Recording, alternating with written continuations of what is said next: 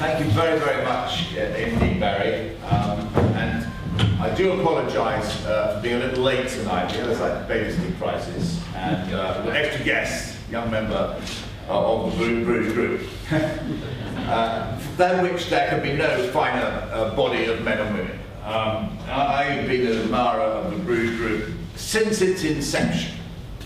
It has stood up for British values, freedom and independence, and some might even say eccentricity, with real valour and commitment. I think that you have, that great speech by Margaret Thatcher was one of the great rousing speeches of our nation's history.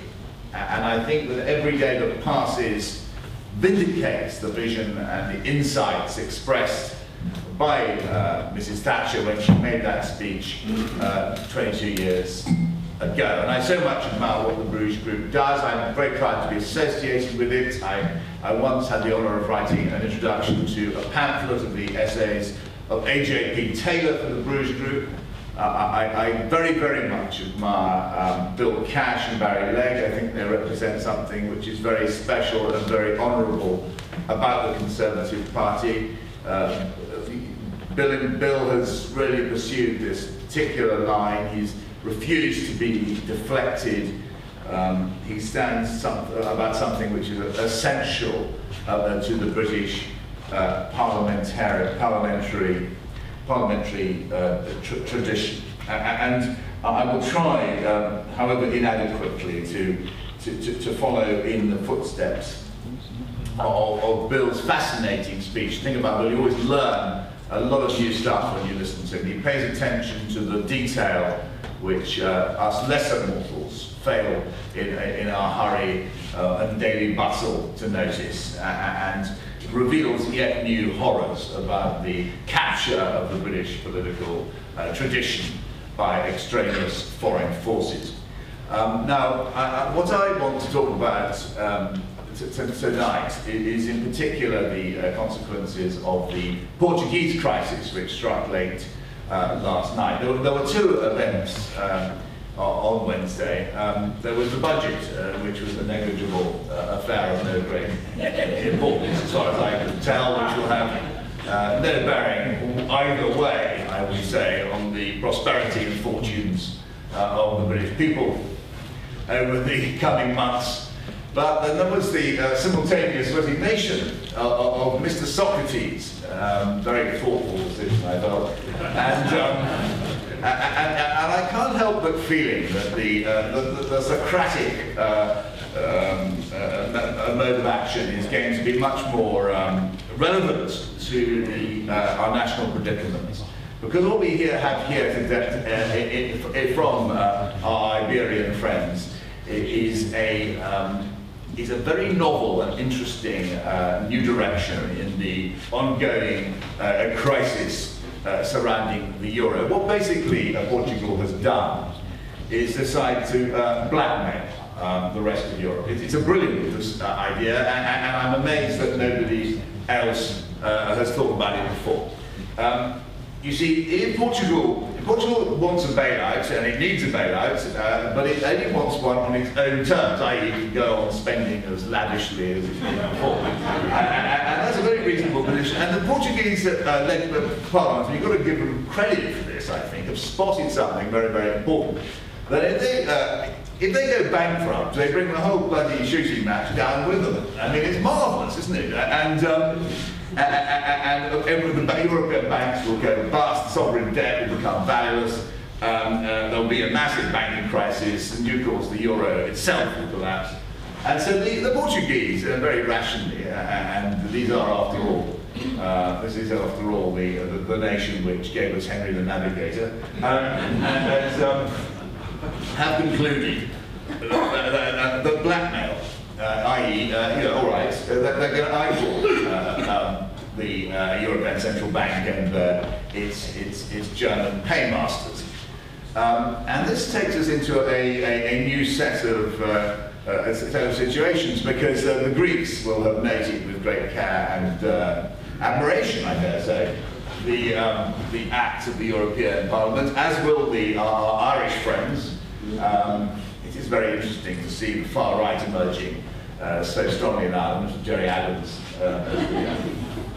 and indeed, of course, the Spanish in due course. Now, this plunges Europe into a really interesting and dynamic situation. One of the problems about the Euro crisis, well, I mean, there are lots of problems, but one of the interesting things about the Euro crisis is that it's so misunderstood. And I thought I might share with you some of the reasons that this is the case. First of all, my colleagues in the profession of the craft, as one might gradually call it, political journalism, economically have no knowledge or interest or financial. They're financially negligible. They have no understanding of financial matters. Now, there's a reason for this, because they almost invariably come from the left. They despise and indeed dislike markets and do not understand markets. They have orderly minds. Well, they have minds which believe that the world works in an orderly manner. That is not the same as an orderly mind, actually. And they think that they have a sort of naive and rather touching faith in the ability of politicians to define events. Anyway, this is the state of government, and so they cannot read. They are capable of looking at the balance sheet of the ECB and deciphering its horrific mysteries and its deliberate deceptions, and working out that what we have here is an economic system which is collapsing under the weight of its own contradictions, just to coin a phrase. And the financial journalists are even worse, the ones who are supposed to understand finance. They are all, as far as I can tell, absolutely dedicated Europhiles. You just only need to consider the case of the Financial Times, which is a newspaper which has dedicated itself to the European single currency and all manifestations thereof in an uncritical and subservient way. There's no way that you could read the Financial Times and get any understanding of what is going on with the euro, because the Financial Times basically loves the euro. It's got the same emotional and moral commitment to the euro. What was that, Bill? You were saying something interesting. No, I was just saying to Barry, it's printed in Frankfurt. It's printed in Frankfurt. It's very good. Yeah, that's... So I hear. And that just shows you. It's printed in Frankfurt and only really written for members of the European political class whose prejudices and aspirations it shares. Actually, just to sort of divert, I'm devoting myself to a study at the moment of the debate over the single currency in the last 20 years. It's going to be called The Guilty Men. And it's a study of the way in which and I want to be quite candid about this. This is about revenge. When a few of us, Barry, me, you, everybody in this room, Bill, and me, and there were some others. There was Trevor Kappner and his son, and there was William Hague, who I think had a very good war, and there were various others. But not many of us. We were a bit of a valiant band. And, you know, the CBI sneered at us, and the TUC sneered at us, New Labour sneered at us. I mean, actually, it was discussed. You know, anybody who questioned the euro was regarded really as below the salt, you know? And it was obviously, who else? The Financial Times, The Economist, Chris Patton, you know, the Lib Dems. And when we warned, and Maggie Thatcher's final speech, the final one when she talked about cricket bats and wickets, that was about the single currency. She just come back there and then from the Rome conference where the single currency was being dealt with, and she forecast exactly what is happening now with such incredible prescience and analytical brilliance. It's astonishing, and it's worth bearing in mind. That was the issue, not the poll tax. memory has it. And so it is, so I'm going to do this study of all these organisations which tried to put us into the single currency. And thanks to people like the Bruges Group, failed. Thank you very much. I think the nation owes you all and us all a vote of thanks. Not that we'll get one, but anyway, I'm going to take revenge. I hope you all read my pamphlet, because it's going to be very good. And then vindictive, which will make it extremely good. But let's just examine for a moment the nature of the crisis. One of the key qualities here is that the European political class is in denial. Mr. Sarkozy said the other day, we will not allow the euro to fail. Excuse me, chum. Me and Angela, me and Mrs. Merkel. It's not you. It's just a naivety which my credulous colleagues don't understand. It isn't going to be Mr. Sarkozy or Mrs. Merkel. It's going to be, in the end of the day, the fundamental and very bleak economic realities which are going to determine the fate of the euro.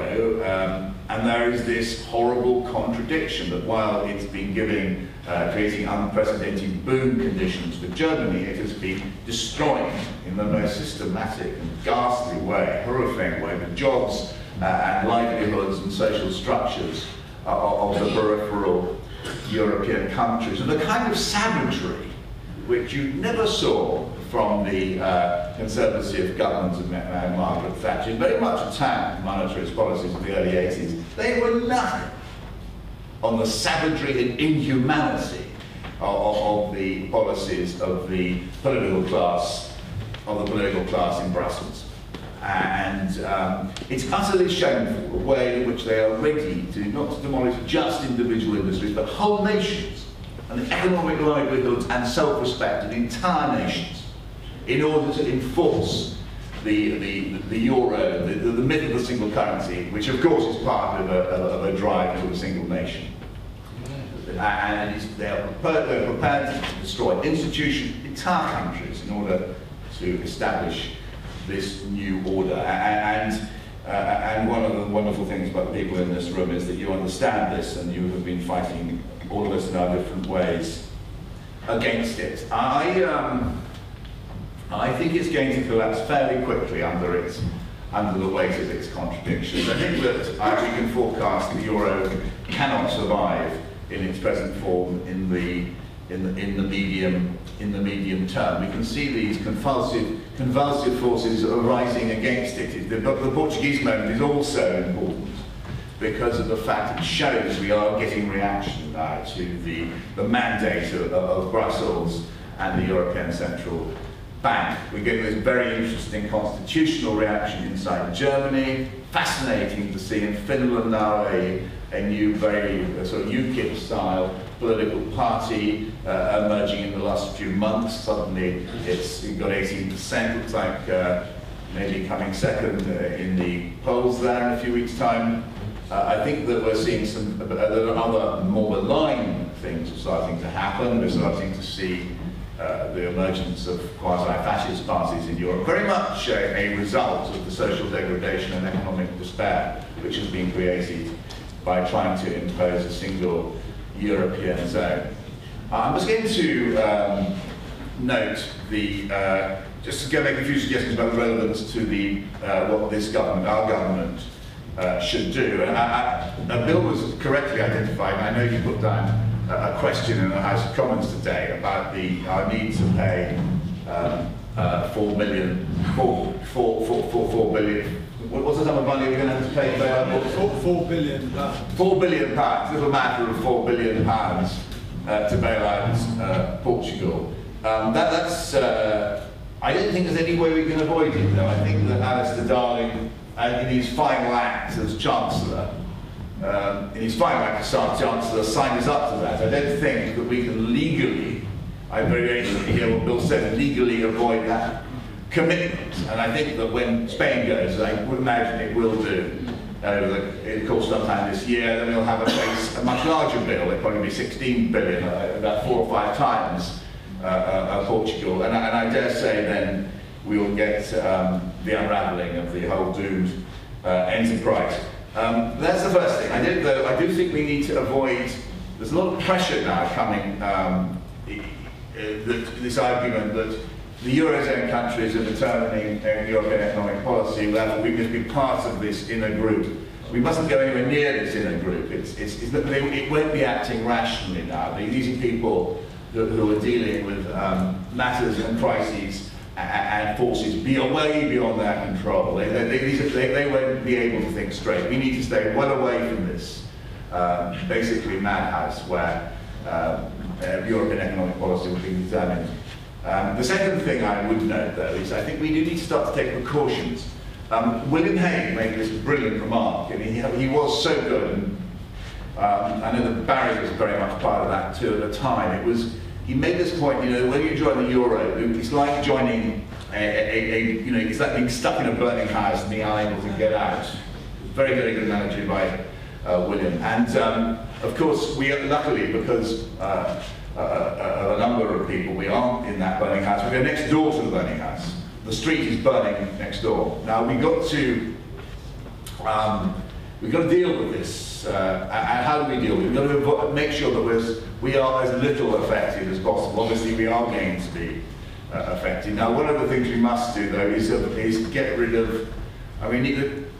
George Osborne owns quite a lot of banks. He owns the RBS, I believe. And he also owns Lloyd's TSB on our behalf.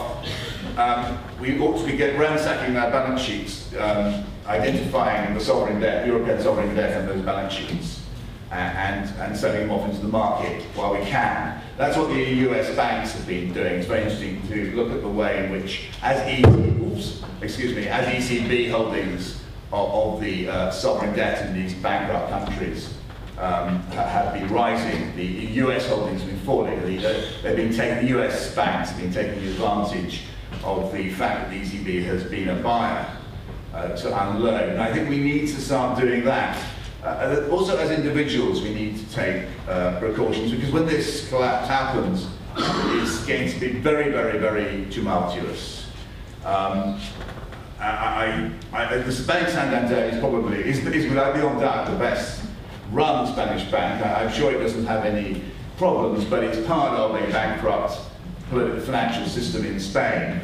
I really wouldn't put more than the statutory, the deposit limit of 50,000, which is insured, into Bank Santander, i.e. what was Abbey National or Bradford and Bingley. Anybody who does, 50,000 is insured. It may take you a while to get out when the worst comes to the worst. I'm not saying it's going to happen. I'm just saying that, as individuals, we have a duty to avoid unnecessary risks. Because we are going to enter, the euro is going to enter a very desperate time, and I think it will reshape the nature of the European Union. It may not survive, but those are only the few random observations I had tonight. Thank you very much indeed.